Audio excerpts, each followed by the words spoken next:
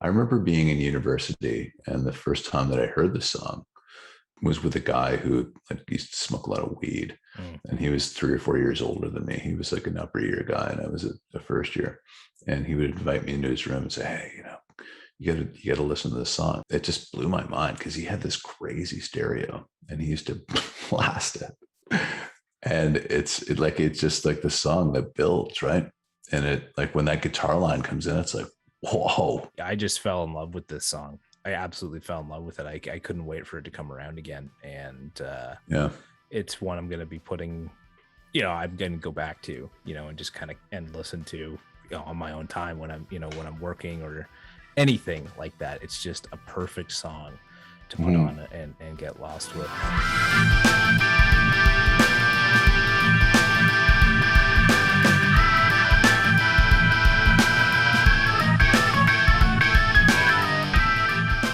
It's Thursday night, and Brent, do you have another band t-shirt on? What are you wearing? I don't. It is a John Barbados shirt. It's like a skeleton with Nice.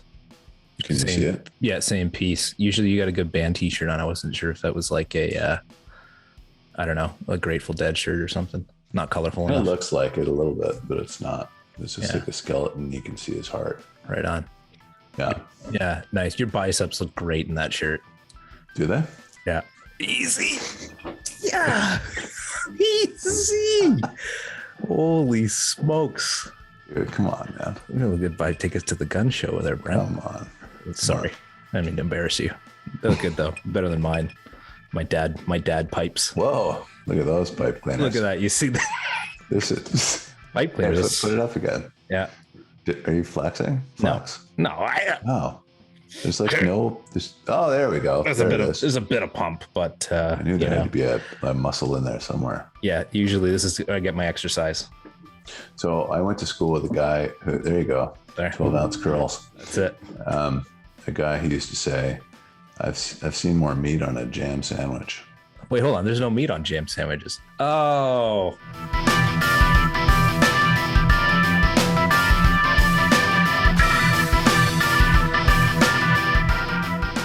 Led Zeppelin 5, Houses of the Holy. Did you call Led Zeppelin 5? Led Zeppelin's 5th album, Houses of the Holy. Better. Yeah.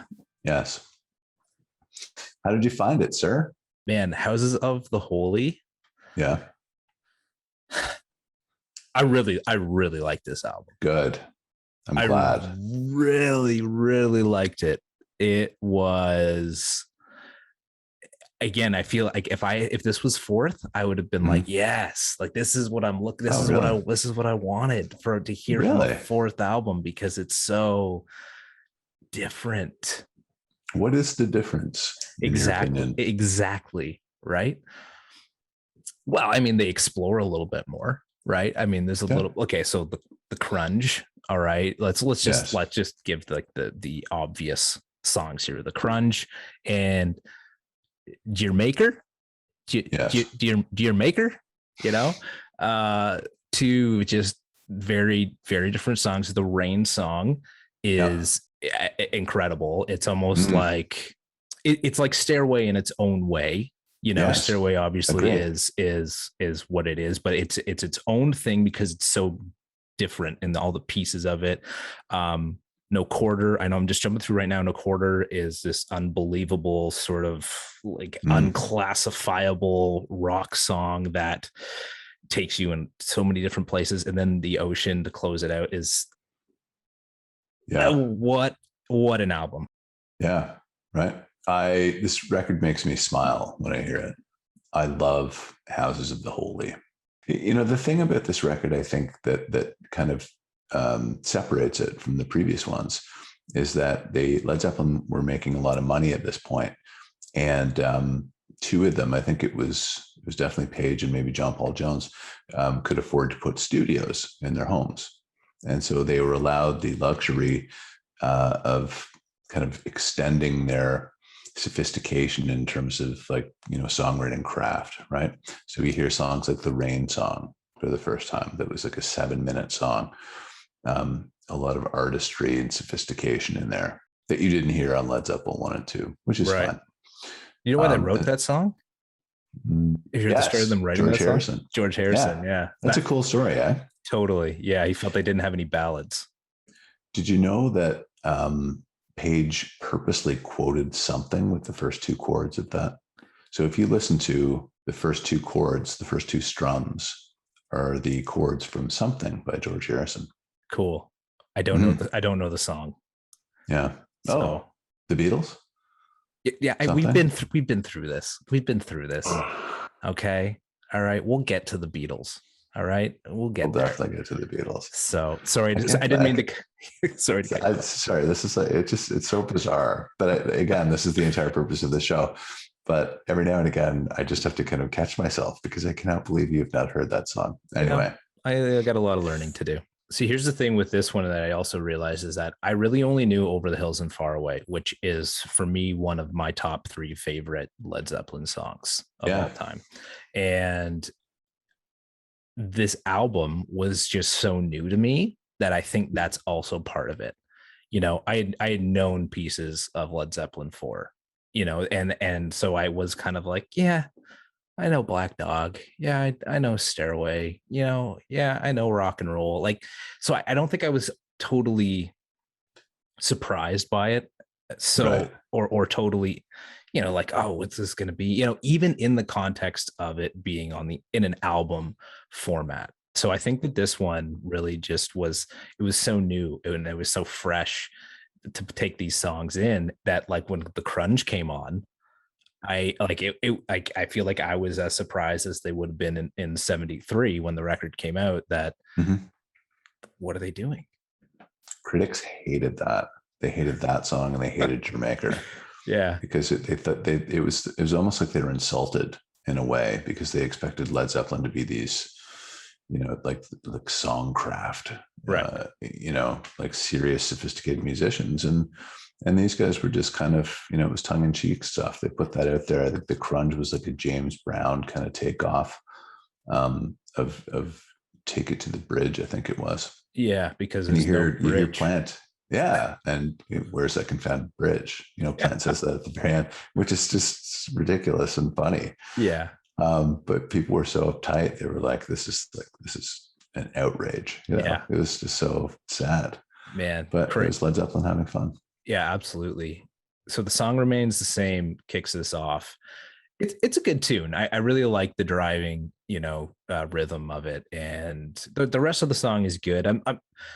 It's not a favorite song, but it really kind of made me feel like this was going to be different. It was different enough that I was like excited following hearing this about what was gonna come next. So honestly, nothing that like totally overtly stands out to me about the song other than it makes me feel like there's something different about this album.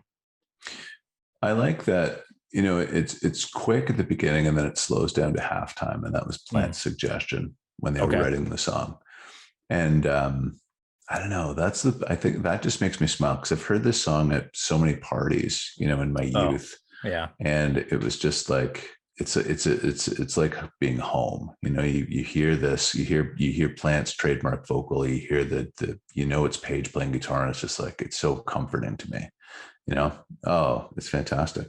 They actually sped Plant's vocal up a little bit in this song, which is kind of weird. I felt like there were a few times like I would thought maybe Plant was singing on helium in a few songs. That's what it is. This song was originally an instrumental, and it was called The Overture, I think, or something like that. And then Plant came in with lyrics, so Page conceded, and then it was called The Campaign because I think the lyrics had to do with tour experiences they'd had. And then they changed the title again. But yeah, a lot of stuff is going on in this song. Yeah.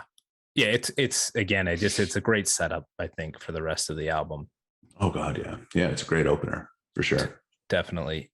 And then the Rain song, like I said, it is so great to listen to. Almost 8 minutes long, but it is, man, it's like no quarter, you know, in a way. It's just something that is so great to put on, and there's so many elements to it. You know, there's so many pieces of the song that you can look forward to. This is a song that you can't really, it didn't really fit anywhere. It wasn't, this is a time when DJs and radio stations were starting to kind of slot stuff genre wise, but you couldn't really slot the song. It doesn't really fit anywhere, and that's what makes, and that's what I love about Led Zeppelin. They didn't really fit. They did exactly what they wanted. Yeah. And they didn't fit anywhere really. Yeah. Well, and they recorded this at Mick Jagger's house. This album. Yeah. Which is also where the Who recorded Who's Next. And this was because Page wanted to feel that sort of like, let's be somewhere and record this, which I felt was interesting, because I felt like that's what they said about Headley Grange, or what I said about Headley Grange, at least, is that, they were in this sort of, this setting that really lent to writing and recording Led Zeppelin 3 and 4. And so I guess the atmosphere of Stargroves was really what helped create this album as well. Well, Dancing Days in essence is about recording at Stargroves and just kind of, being so happy with the way that their lives were going and the way that everything was going with Led Zeppelin, that when they listened to the playback of the song and they all went outside and danced in the courtyard of Stargroves. Man, that's sweet. Cool, eh? Absolutely. Yeah. Again, I find it so impossible to imagine thinking about how to write this music or how to come up with this music and compose it and then have the writing come together, because Over the Hills and Far Away is I feel like such a great example of putting incredible lyricism to a song, like just the way that it comes together with Plant's, the way that he sings to the instrumental of the music. Yeah. Well, he would just come in with lyrics. Yeah. And he would sit and listen to Page play, and then he would go away and come back with lyrics that he thought suited the song. This song was called Many, Many Times. And I think it was written in 1970, actually, a long time ago. I think during the Zeppelin 3 Bon Ior sessions. It's an acoustic. So that little diddle-do-do-do at the beginning. That makes sense. Yeah. And of course, the way it kicks into the song is just it. I mean, that's legendary. This is a legendary song as well. I would say almost, maybe not as popular, but the way that Stairway transitions, this is one of those songs within the first maybe minute or so that it goes from the acoustic into the heaviness of the song is just, it's legendary. Everything that you have come to love about Led Zeppelin is in that song, really. Yeah, definitely. Like I said, top 3 Zeppelin songs based on what I've heard so far. And I haven't even gotten into Physical Graffiti, I guess, but wait, just you wait. Okay. See, the cool thing about all these records though, is that a lot of these songs were written around the same time. So this is like a sweet spot that lasted for years and years because they wrote so many great songs. Like The Rover, Houses of the Holy itself was written during these sessions. But it was held over for Physical Graffiti. So Black Country Woman, I mentioned that last episode, I think was also held over. But all these songs, like they just were, it was like lava, like they were just coming out of the band. And they weren't just like, a number of songs. There were a number of really, really good songs. Well, I will say that so far through 5 albums, they've all been really, really good songs. And I'll go back and say that 4, like I said, you can watch that episode and get my reaction of the album, but it doesn't take away from what these guys have been able to do 5 consecutive albums in a row, which is, to your point, last episode, is that what they were able to do consistently is really what makes the band so great. Because then you get into the Grunge, which again completely caught me off guard, but was just so awesome to listen to. But again, one of those songs I could imagine fans or devotees thinking like, what is this? Like, what am I listening to? But this is when you kind of open up, like, I think that's what I love about this whole the album, and in a broad sense, is that it allowed them to it was still Zeppelin, but they were doing what they wanted to do with music. And this song is such a perfect example of that, because I love the grunge, love it. Yeah, and how much confidence does it take to do that as a band?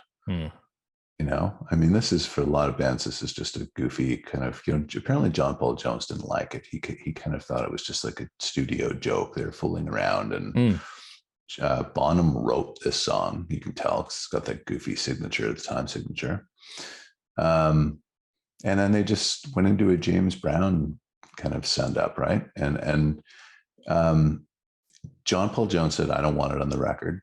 Plant said, this could actually be a single. People will think this is funny and they'll like it. And it's a nice kind of, you know, change from all the serious, you know, Stairway to Heaven and all the stuff that we put out on the last record. And he pushed for it. And apparently it did very well in the UK as a single. I don't know how high it charted. I think it hit top 20. Wow.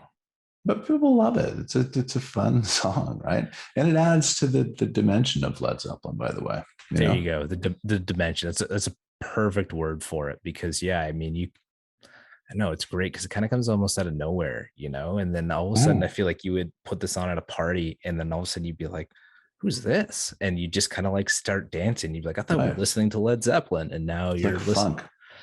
Yes. But you know, the funny thing is about the song, it's undanceable because the beat continues to change.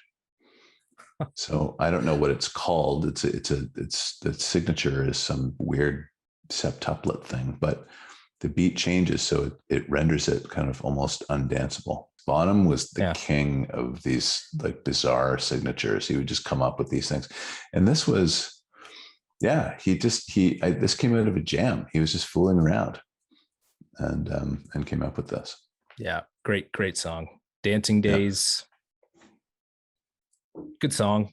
You know, again, really cool riff. Again, great line, great lick from Page in this. And I've always really, really liked this song. This was a song, and it's got like an Indian flavor to it, because I think that, is that true? Isn't there something about these guys going to Bombay? Page and Plant like traveled around everywhere, right? And that's where Kashmir eventually came from and all that stuff. But like, this has an intended Indian feel to it that it didn't really occur to me until I read about that like years later. I didn't hear that in it. I just like the song. After this leads into Dear Maker. Dear Maker. Yeah. Dear Maker. Do you know the story behind this? I don't know it well enough. I kind of read something about it, but so it's pronounced Jamaica, right? Because if you say it with an English accent, it sounds like Jamaica. So that's where it comes from. Oh, interesting. They put apostrophes, and the irony is that in the U.S., like, you know, all the DJs were calling it Dire Maker, right? Yeah, that's what I was calling it. That's how it's. Yeah, but it's actually Jamaica. But if you say it in an English accent, it's Jamaica. And the joke comes, it's kind of a joke between in England, between two friends having a conversation. And one of them says, how does it go? My wife went down to the West Indies. And the other friend says, Jamaica, because he's English. And then the guy says, no, she wanted to go.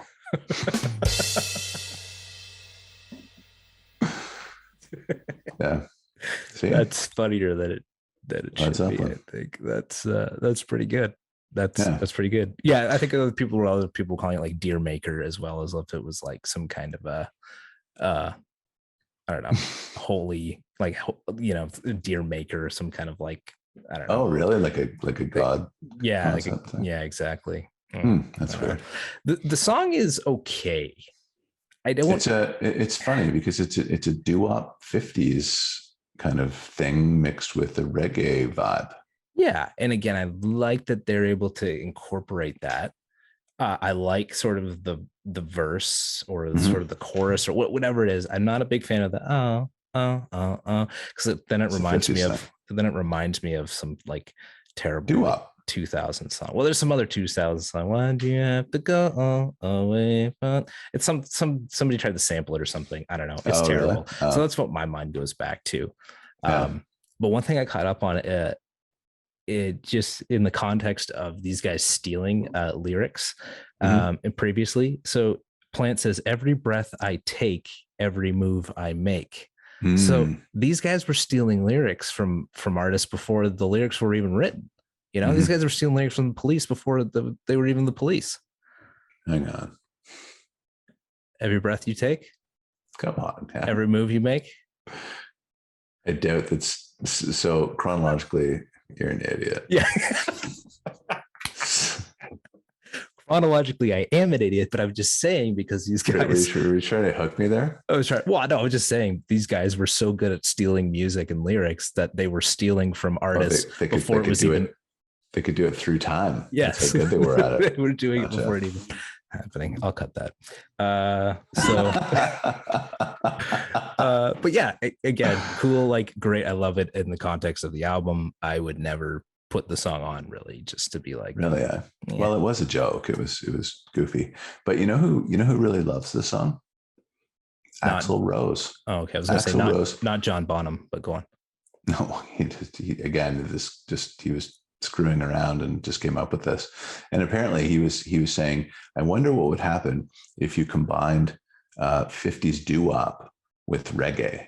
So he was playing a reggae beat, but he stopped it before the signature ended to try to make it sound like 50s doo-wop. Like the guy was just a bizarre genius on the drums, right? These are things he would think about. He wouldn't just like say, okay, I'm just going to play rock. He's like, yeah, well, what about like 50s doo-wop? And what about reggae? And how can I mix those two together? Right? Wild. Like it's bizarre. So good. But yeah, Axl Rose apparently said that this song got him into hard rock. This was his introduction. Wow. And he loved it. Interesting. Yeah, strange, eh? Very strange. This song got him into hard rock. Yeah. Reggae. No quarter. Oh, Atmosphere. Like till next week. This unbelievable. Is such a standout tune. It is, my goodness. I have no words for that. Like I really don't. Like I love getting lost in it. It's not a song where I'd be like, oh, you've never heard Led Zeppelin before, take a listen to this song. But this is one that I would put on, you know, on my own, like just driving in the car or just to be by myself with like, yeah, my own thoughts. And oh my goodness, the guitar line on this is so good. Yeah. Very solemn, very atmospheric, very dark. Yes. I remember being in university, and the first time that I heard this song was with a guy who used to smoke a lot of weed, and he was 3 or 4 years older than me. He was like an upper year guy, and I was a first year. And he would invite me into his room and say, "Hey, you know, you got to listen to this song. I love this song. You probably heard it before, No Quarter," and I hadn't. And it just blew my mind because he had this crazy stereo and he used to blast it. And it's just like the song that builds, right? And it, like when that guitar line comes in, it's like, whoa. 100%, man. I just fell in love with this song. I absolutely fell in love with it. I couldn't wait for it to come around again. And yeah, it's one I'm going to be putting, you know, I'm going to go back to, you know, and just kind of and listen to, you know, on my own time when I'm, you know, when I'm working or anything like that. It's just a perfect song to put on and get lost with. And again, just musically, just everything that goes through it, that where they go with it is just brilliant. And I feel like, again, product of their environment. And that same theme of the immigrant song, just the Norseman Viking kind of thing, right? Yeah. It was about like being vanquished and not asking for mercy. So apparently back in the Norseman days, if you were beaten in battle, you were not afforded any mercy. But if you were the beaten, it was not noble to ask for mercy. You expected to be slain. Wow. So just they were writing about that honor. It's and so many tones from Page. I feel like he just like any tone anybody tries to get is something that Jimmy Page has had, like on some song, one song or another, one album or another, because like the tones and things like that he gets, just they vary, but they're so like they're so Page like in everything that he does. He was like Van Halen. He was a tinkerer. Yeah, he fooled around with things and like, took things apart and changed compressions and slowed things down and sped them up and flipped them over. The Ocean.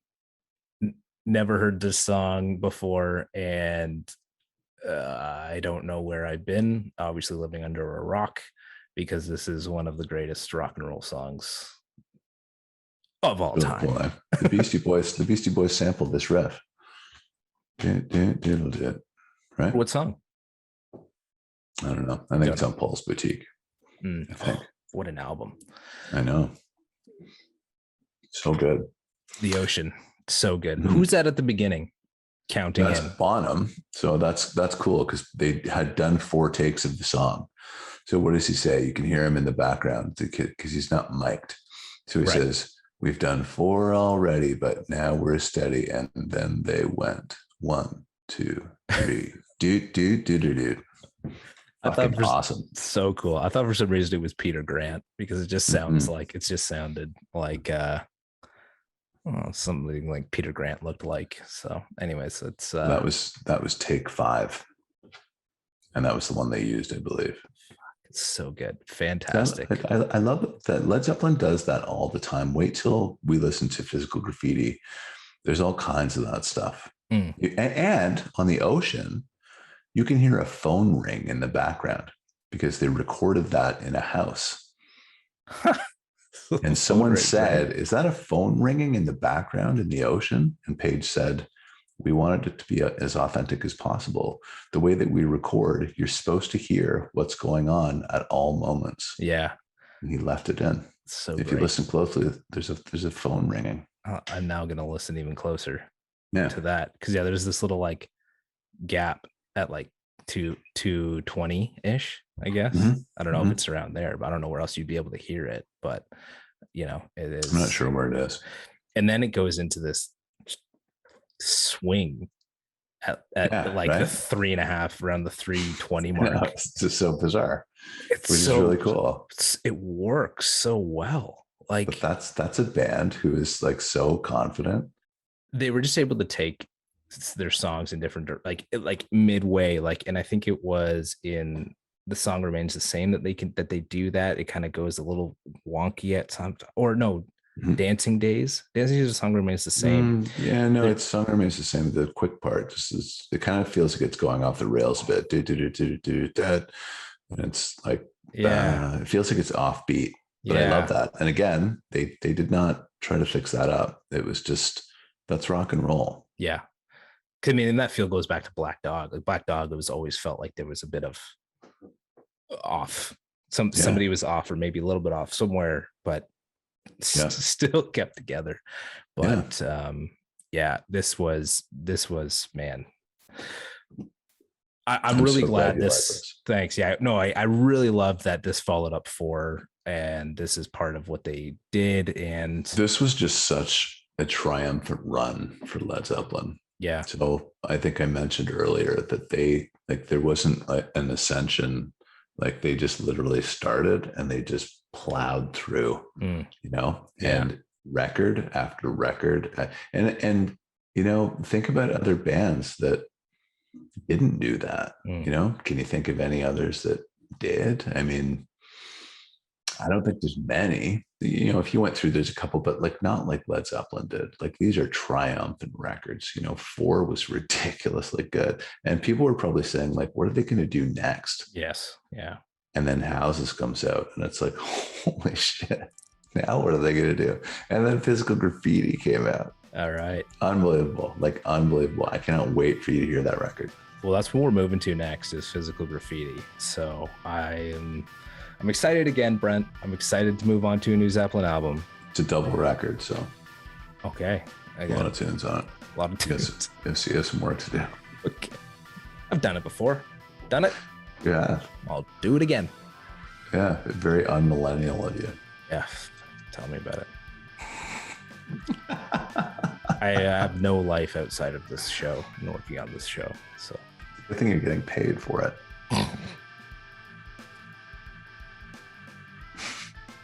cheers, Brent. Cheers.